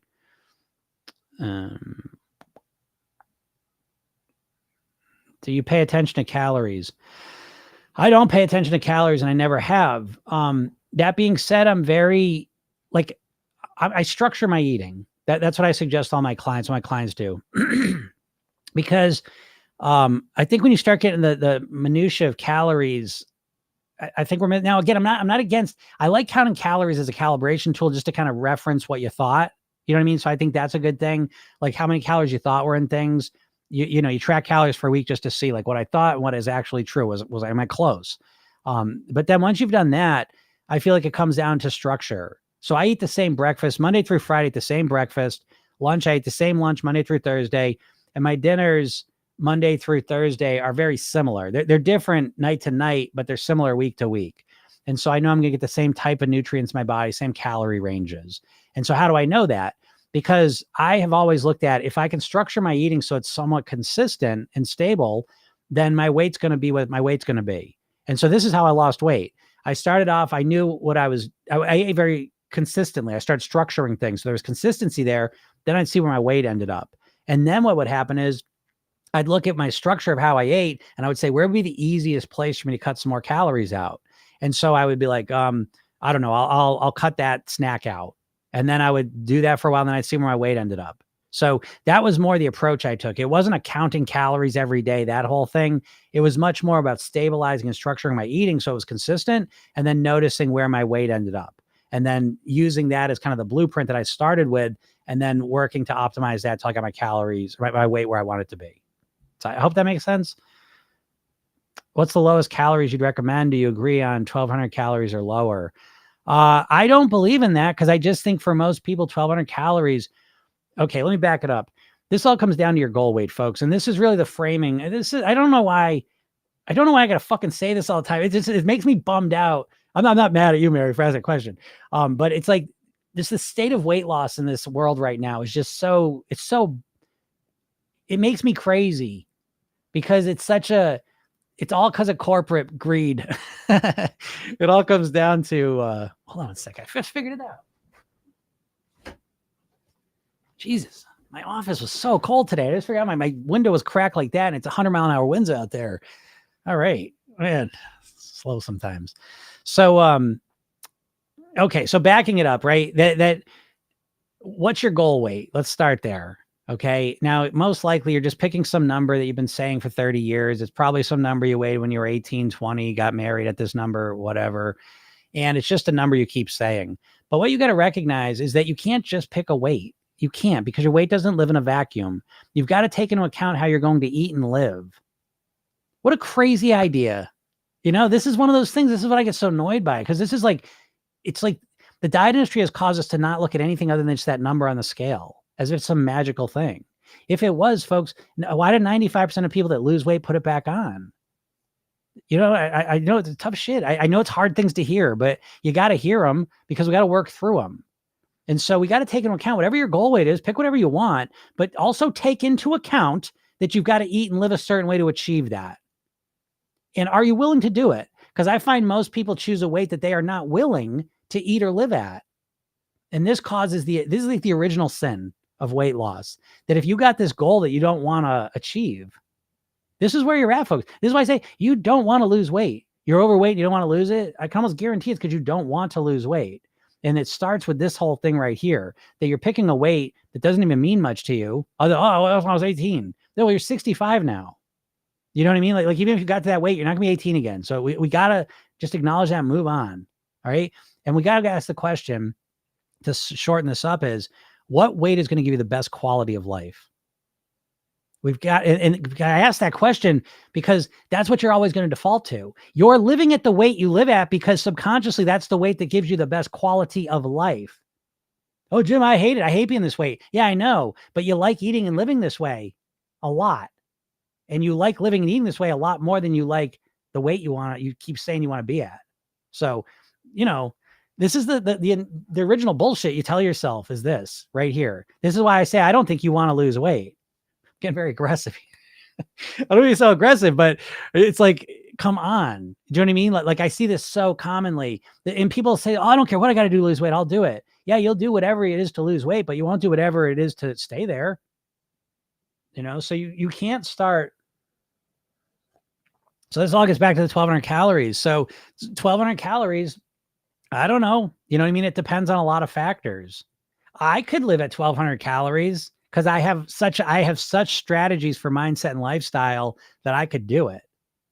But for the average person, 1,200 calories is way too low. And I wouldn't want to live that way anyways. You know what I mean? Like I choose not to. I choose a weight that's higher than that. So let me just drive home the point of goal weight though, because 12 years ago, I mentioned I put 25 pounds on. I didn't take all 25 pounds off because in that moment, life was hard. Like it was just stressful. I wasn't sleeping. It was hard. And so I raised my goal weight by 10 pounds. Gasp. I mean, like that is the fact that that's such a crazy idea points to us that your goal weight is bullshit. It's bullshit. It's just some fantasy number you keep saying. It doesn't even have any meaning to you really, other than, oh, that's what I weighed when I was 20. Why do you want to lose the weight? I'll ask you that now. Why do you even want to lose the weight? And you're going to find you don't have a good answer. I know this. People pay me $25,000 to work with me privately. And they're smart, successful people, as you can imagine. Right? Celebrities. People you probably know. Smart, successful, focused, ambitious, willpower, all of it. I say, what do you want to weigh? This number. Why? Because I want to be healthier. I want to fit in that outfit. That's it. That's why you invested all this money with me. You wanna wear a bathing suit, That ain't enough motivation. That ain't gonna do it. I'm just letting you know. So yeah, I don't know, 1,200 calories. Yeah, it depends how it feels for you. For most people, the average American consumes 2,500 calories a day. And so if the average diet saying, okay, now 1,200, that's a 55% reduction in calories on day one. That's overwhelming to the extreme. So again, I can't speak for you, Mary. So what's the lowest calories I'd recommend would depend on the person. But I would definitely prefer to go like maybe if you're at 2,500 calories, cut to 2,000. How's that? Let's see how that works. So yeah. Yeah. Colin says spot on. Shereen says, please say that again for people in the back of me. LOL, you're living at the weight you want. I know people like that. It's a triggering phrase. I do know that, but you weigh what you want to weigh. I'm not saying I know you want to live at that lower weight. I know you want to lose weight, but you want to keep eating and living the way you're living more. Does that make sense? And so that's why I'm saying though, I got it for you guys. I got it for you. I'm basically in Program Yourself. Then we go through the whole, I see how they're writing some good stuff here. So I'll read this to you. The body perceives a calorie deficit as a threat to survival. It responds by trying to close the gap by decreasing base metabolic rate and to a higher degree, NEAT. I forget what that even is. The bigger the deficit, the more your body reacts. Got to eat enough. Yeah, you got to eat enough. Yeah, weight loss is a marathon, not a sprint. That's so true. So again, the average person cuts down to 1,200 calories for a week or two, and so what are you gonna do from that? You know what I mean? What's that gonna do? But yeah, ultimately, yeah, non-exercise activity thermogenesis is neat. So with what was I saying? I lost my train of thought. The motivation piece. That's what I was just going to say again. So that's what I got coming your way is the Spark program I've been talking about. It's a couple things, but the main thing I'm making for you, and I'm going to put this out a lot because I should have the final version done today, but it's I don't know if I call it the challenge, the gauntlet. I don't know because it's intense, like I said. But your goal of wanting to lose weight so you can wear a bathing suit to the beach is the fucking dumbest goal on the planet, probably for you. I hate to tell you this because I know you're gonna get mad about it. I know you are, but at the same time, you've had this goal for how long? It's not a real goal. It's not a motivating goal. If you're not moving towards your goal, it's almost guaranteed because it's an impotent goal, or you have just a complete and total lack of strategy. But I can tell you the weight, it's almost always it's a shitty goal you're not really motivated about. And so my motivation training it's what I use for my clients. And I thought that I said, geez, no one's going to want to go through this. As I say this for my clients. In marketing, they always say, like, sell them what they want, give them what they need. I'm not a very good marketer, so I kind of do the opposite of that. And now here I go. I'm going to give you this motivation thing, and it's intense, but I think you'll find you're going to tap into a level of motivation you've never tapped into when it comes to your weight, if you can get through it. I'm old enough for the Johnny Carson reference. I know, that's so funny. How do I deal with the stretch marks from weight gain? I binged so much in the past that I gained a lot. Well, that's a great question, Mario. And I think that really is an important question. And whether it's stretch marks or saggy skin or looking older or looking gaunt or whatever negative you may associate with weight loss, I think you got to take that little fear out and pull it right in front of you and say, no, what do I want to do with that? Because a lot of times there can be this fear in the back of our head, something like that. Well, I'm going to have stretch marks, And so I'm not saying you won't have stretch marks. I had stretch marks. I still have them, from when I lost weight and around my arms. So it's like you have to come to I don't like avoiding it and pretending it's not going to be real, and I like pulling out and say, okay, I can not have stretch marks, or I can have stretch marks. I can be overweight and not have stretch marks, or I can be at my goal weight and have stretch marks. Which do I want? It's same thing with the saggy skin. Same thing. Which do I want? And we've got to make an adult decision. Which do I want? Because that starts us on the path that says, shit, I don't want stretch marks. I don't want saggy skin, but I want to be at my goal weight. It's too important. This is what I mean by my motivation training. When you get through my motivation, it's only 15 minutes. It's like, it's quick, but after you get through that, you won't give a shit about your stretch marks or skin, which is the point, because when you're only worried about, like, I don't know if I want to lose the weight because I'm going to have stretch marks, that's an indicator that you're really primarily being motivated by a superficial visual motivator. Listen, we all have. The diet industry has conditioned us to think about weight loss motivation in terms of how we look. Okay.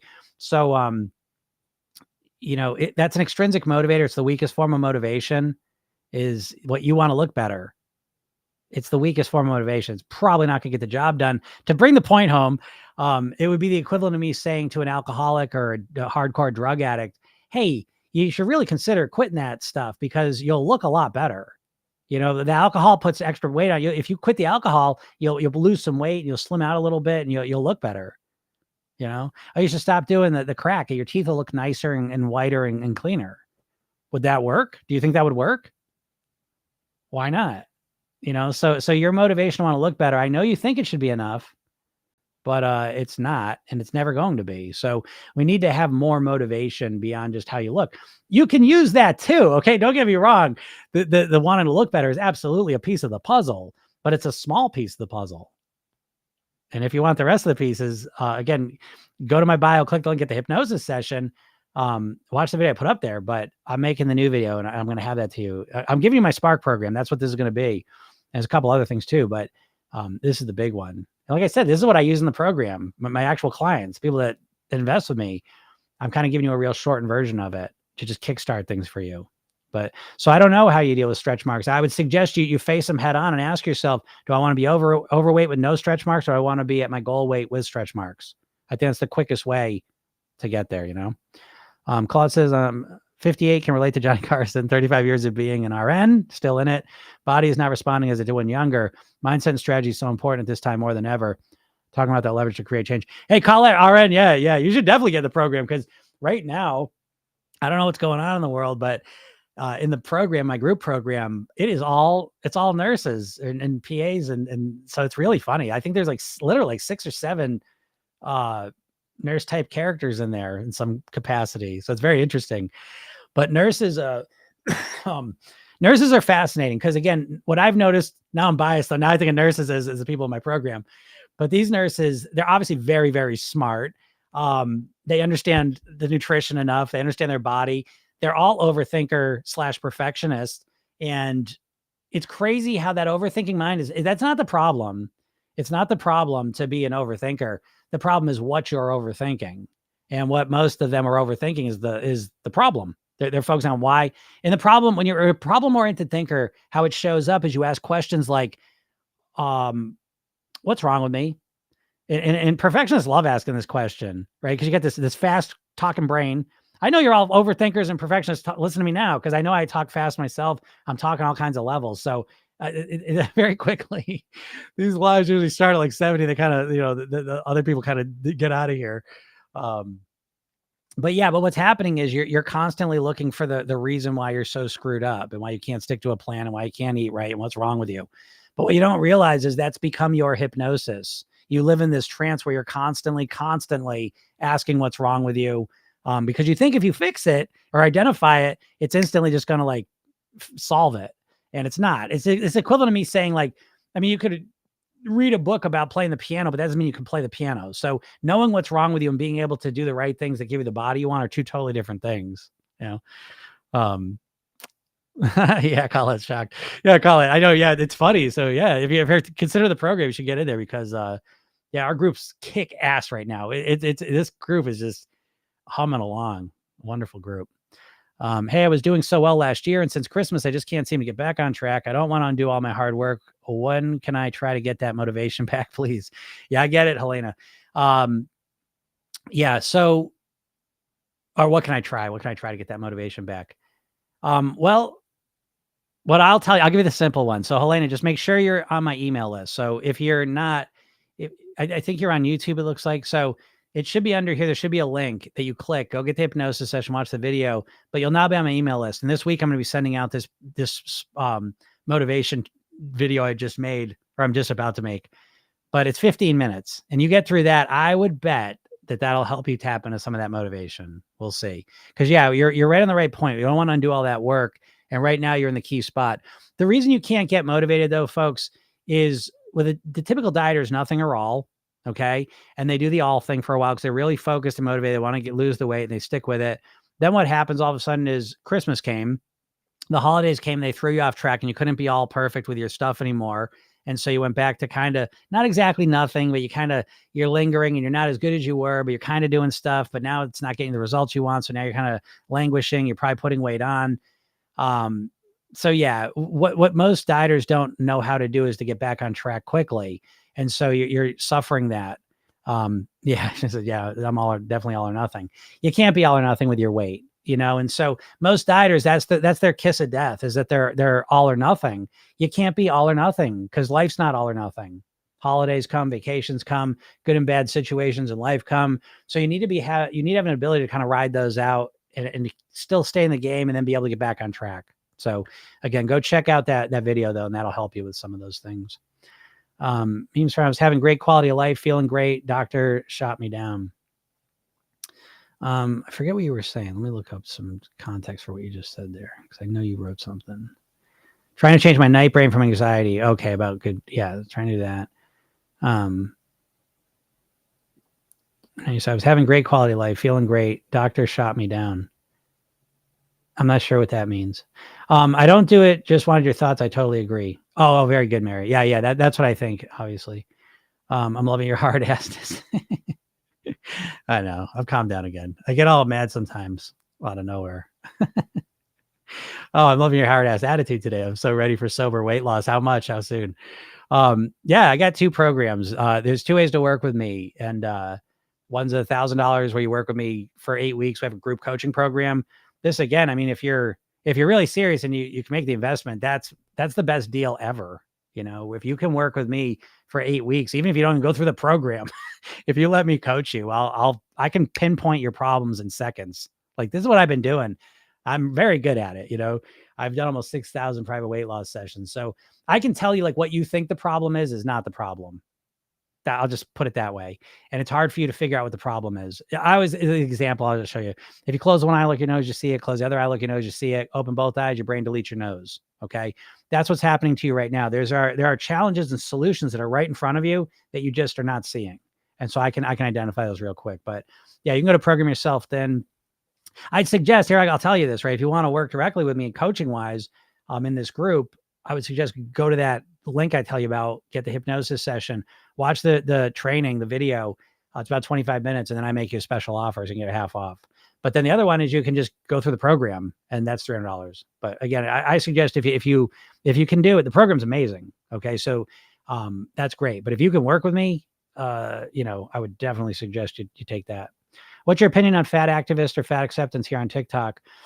I always have a split opinion on it. I love the idea of acceptance. And I think if you're overweight, I don't care how much your weight is. I really, first step is you're just as worthy as anyone else. Listen, everyone's got their bullshit vices, everyone. The fucking annoying part of the weight thing is that it's for the world to see. It sucks. And so it's not fair. And you're no different than anyone else. Everyone's got their bullshit. And we live in a shitty society with that. And it's one of the last like biases. And it's like one of the last things you can be discriminatory and be an asshole about is the weight, followed by the height. I think that's the next one. People are so rude with people that are, I don't know, that's kind of written in too. But the weight's there as well. And so on that part of it, I love the idea of like accepting yourself, feeling proud of yourself, confident, sexy, all of those things, whatever your weight is. But the flip side is, I don't think it's very healthy. I don't think being obese in any way is good for your health. And so the subtle message coming through that you can be obese and healthy, I've not seen the numbers that back that up. Overweight to a point, if you look at the BMI ranges, you can be overweight and still healthy, blood work numbers and stuff. But once you get in the obesity range, I've not seen the numbers that support that. So I don't like that part of it. And I think sometimes the food industry is so shitty and shady that I wouldn't be surprised to see that they were the prime funders of that whole movement. Because again, I like the surface level. Who would disagree with that? But then there's the subtle stuff under it that I'm not agreeing with, so that's my thoughts on it. I liked my weight. My doctor offered me, I liked my weight. My doctor offered me Ozempic. Jeez Louisa. Really? Now that's the first time I'm hearing that, but doctors don't know shit about weight, folks. Just so you know, they don't know anything about nutrition unless they got a personal interest in it. They're not there to help you live it as your best self. I love doctors too. I'm not sitting here. I'm not shit talking doctors. I'm just saying we got to see them for what they are. They're there to kind of resolve, acute problems typically, manage chronic ones. They don't really they're not really about finding the core solutions to things. And certainly when it comes to weight, they're not. But that's shocking that you'd like your weight and they'd offer you Ozempic. That's crazy. But there we go. You're going to get a lot of you are going to get offered Ozempic. So there it is. Jesse says, I absolutely love what you're doing. Thank you so much. You're welcome. Thank you. I'm glad you appreciate it. All right, so I see so many people saying it's fat phobic to want to lose weight or to not like being fat. Yeah, exactly. I see that message to me is weird. I will tell you, it goes the other side too. Like, I think I get that shit all the time on my videos.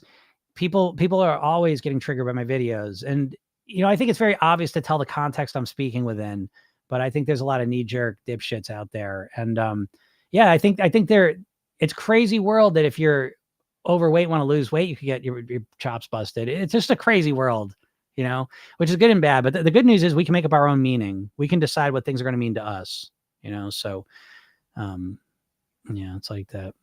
John says consistency really is the key. Had a couple of weird days and still lost weight. Kind of shocked. John, that is one of the craziest things. That is probably my favorite part of what we're doing here. John's in the program. And so John's just this dude, we blasted John up to Mars. He's on brand new territory when it comes to his weight. He's in a completely different world than he's ever been in. And it's so exciting to be there with him because it's fun watching how people, just what people can be, like you could have been trying to lose weight for 30 years and you think, weight loss so well, and you don't know anything, which is one of the more depressing parts of weight loss, because there's very few things you could do for 10, 20, 30 years and not get better at.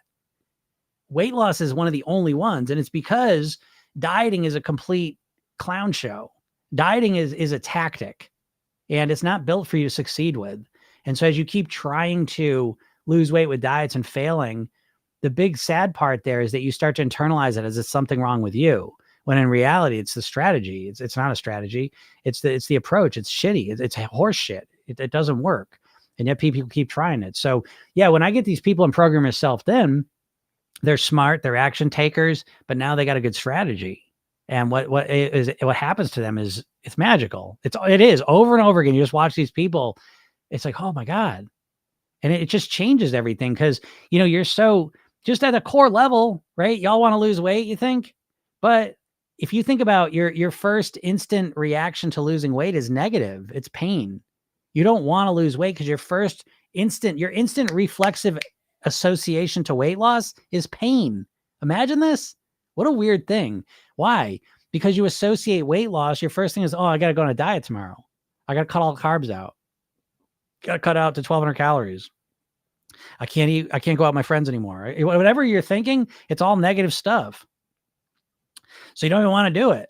With Program Yourself, then we make it comfortable and easy. So it's not this negative thing. It's a positive thing. And it just gets easier and easier and easier the longer you do it, because we're building around long-term strategic habits that we build on. They kind of run themselves eventually, not at first, but that's the goal. My goal for you is, again, most people, dieters, they just want to lose weight.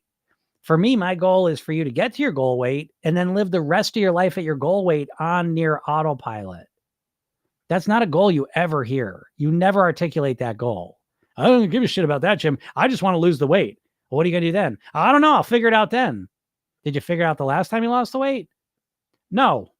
You know what I mean? And so you just have these like overwhelming knee-jerk reactions to lose weight, which is do dramatic shit that you can only do for a little while. And again, as I said, you trade the pleasure of the food for the pleasure of the scale going down. What do you do once the scale stops going down? Where's your pleasure then? What's up, Riverside Valley? How's it going? Carol says, with your strategies, I'm feeling so much happier already eating whole foods, putting in the love. Yeah, that's what I mean. That's such a great idea. You can feel happier. That's kind of just what I was talking about. With Program Yourself, then there's no overwhelm. You start the program and I deliver it through the phone. So it's like tomorrow morning you wake up, you look at your phone, there's a message from me, you click on it, and you listen to your 5-minute hypnosis session. And what happens is you start to associate weight loss with relaxation and calm, which you need more of, don't you? You're stressed out, you're overwhelmed, you're exhausted, and you think you're going to lose weight that way? You got to calm down and relax. We got to ground you.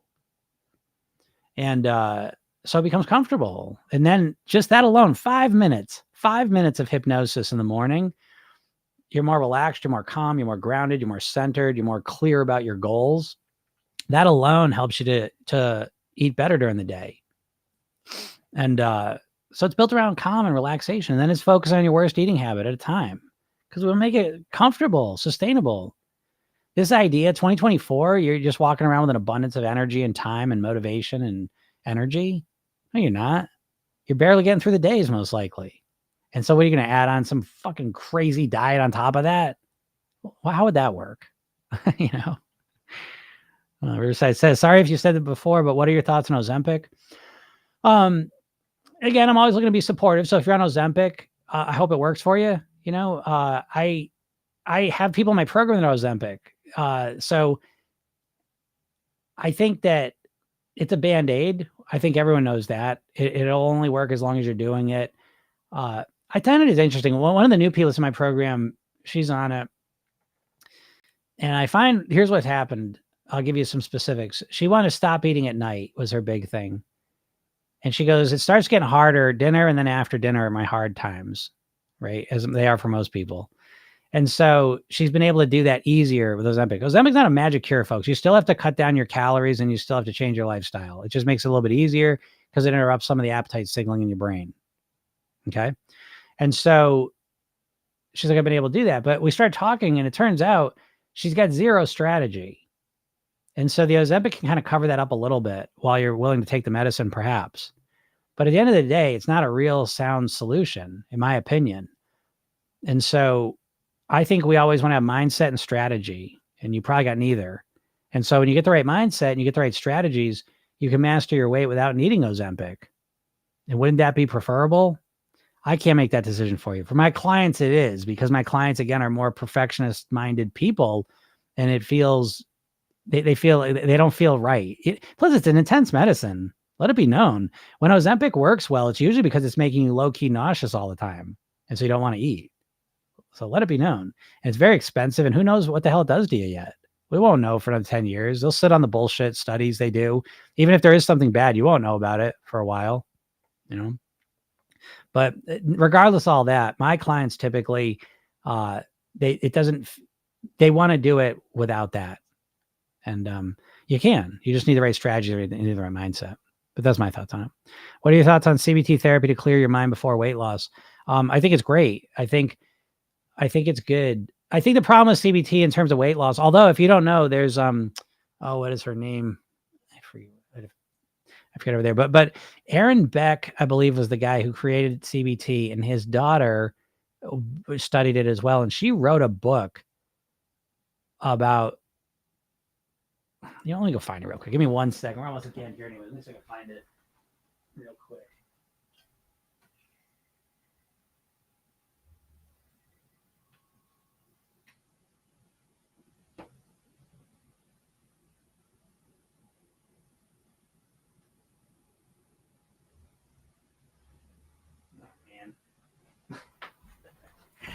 I took a shot. Couldn't find it. But anyways, if you look up Beck, and it's something with thin in the title, I remember. And it was pretty good. I thought it was pretty good. But Colette says we cancel cases if someone has not stopped their Ozempic for 7 days before their procedure. Yeah, listen, I always say with the Ozempic, one last thing I'll say on that is that we all been around for a while, and it's like there's been a lot of Sweet Quest says they don't get used to the nausea. I don't want 20% of my week nauseated. Yeah, exactly. That's what I try to tell you people. Again, I don't want to sit here like demonizing it, because I don't really believe in that path. And I'm not against medicines. I'm on a statin. So I'm not against medicines. I'm not against lifelong medicines. I just think that one there, it's not solving the real problem. You may lose some weight, but it's like you don't feel great. You don't feel great about yourself if you're the type of person that works with me, because it feels like a crutch. And a lot of times it prevents you from creating the real strategies and lifestyle pieces. That's really, let me back it up. For me personally, I always say take your weight loss rapid and personal development. So Program Yourself Thin technically is not a weight loss program. It's a personal development program. It's about becoming the person you truly want to be, the best version of yourself. And one aspect of that is weighing what you want, but there's more to it than that, So again, for me, it's like, I think of more with the weight than just like the number on the scale. And I think with Ozempic, just like everything, I just want to lose the weight. And it's like, well, yeah, then you do it. The reality of it is you're taking this very intense medicine forever. It is making you feel nauseous a lot of the time.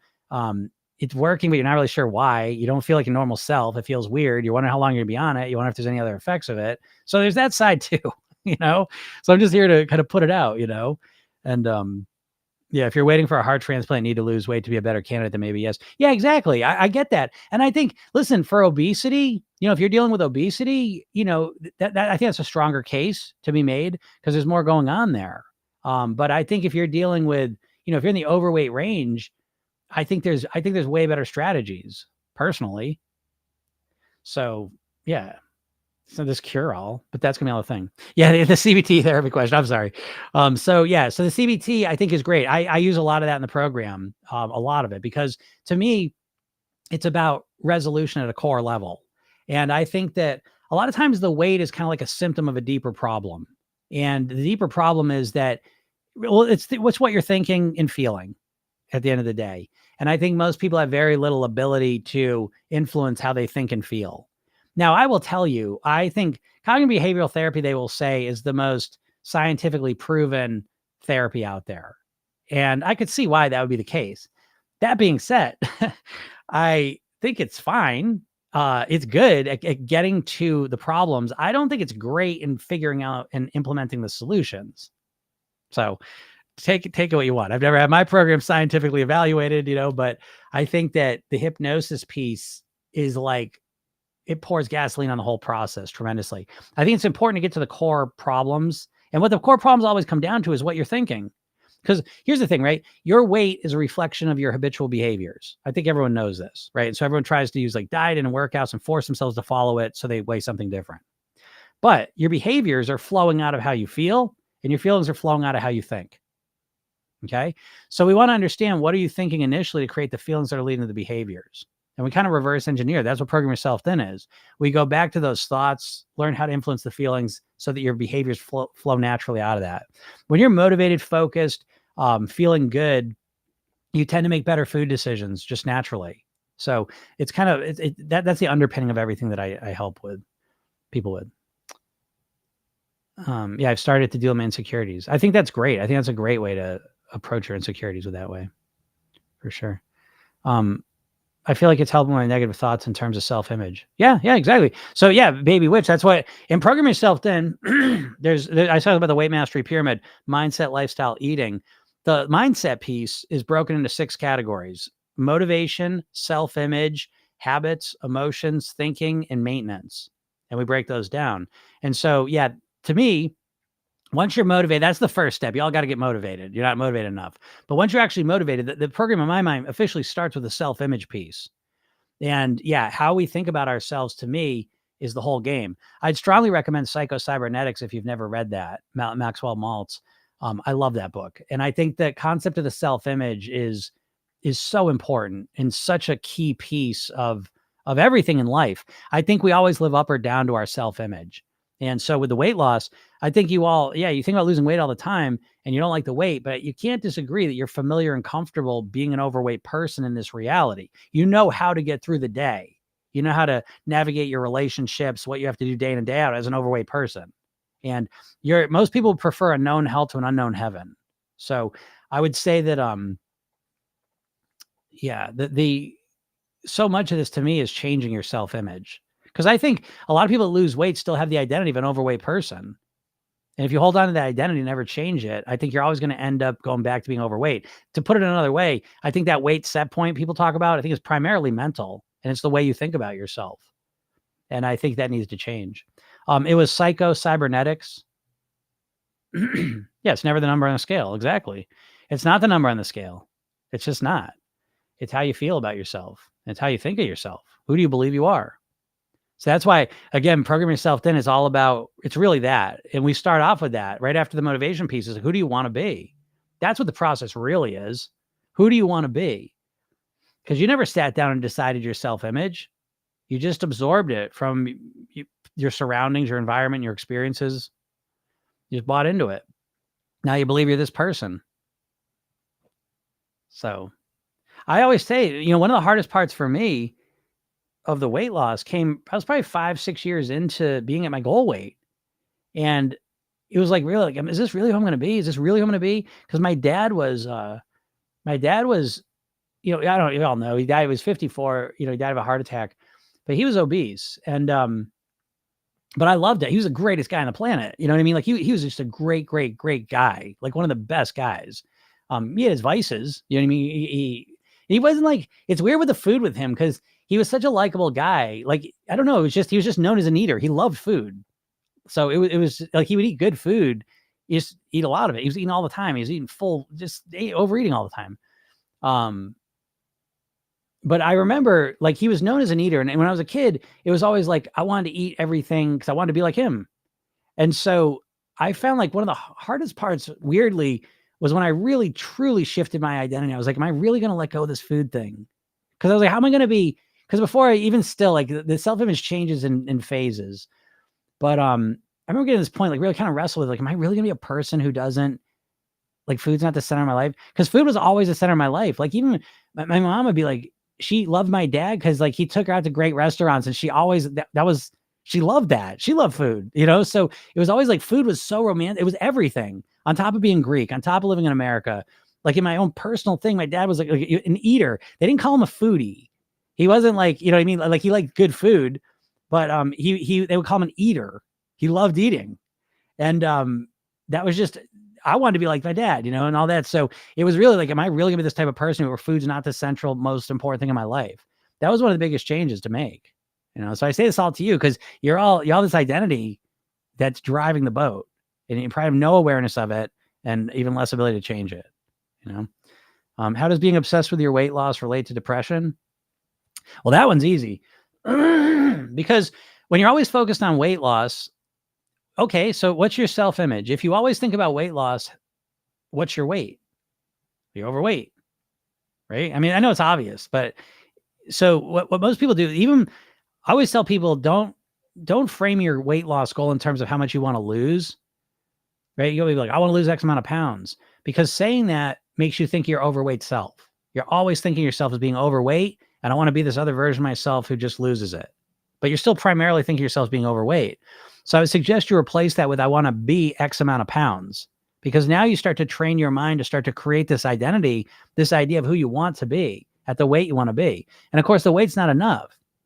So yeah, that baby which says, I feel like I'm not enough.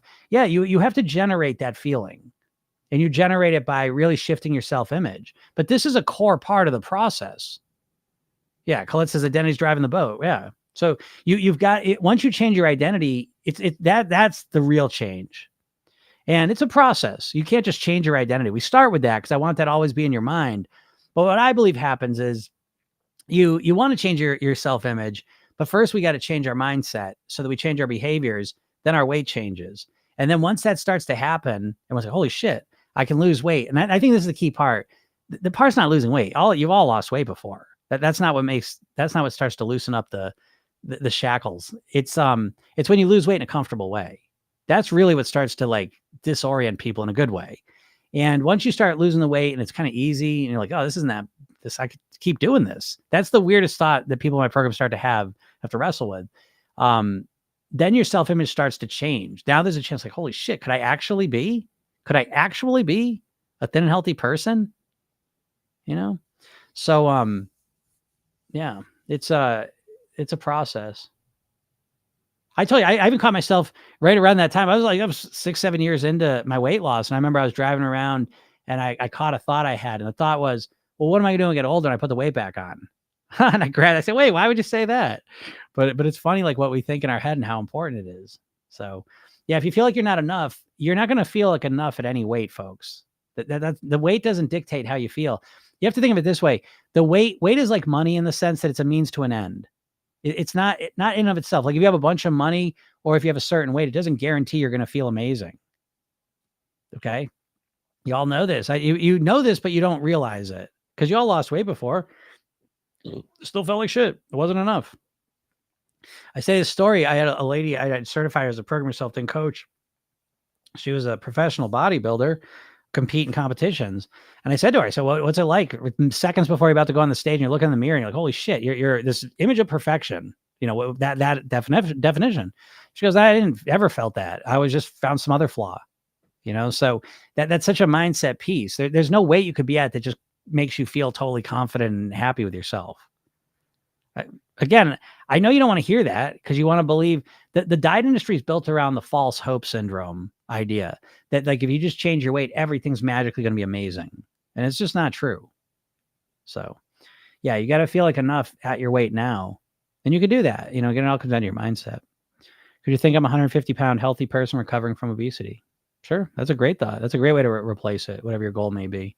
Now, I will tell you, depending on how much weight you have to lose too, a strategy I would use is I'd break my weight loss goal up into pieces.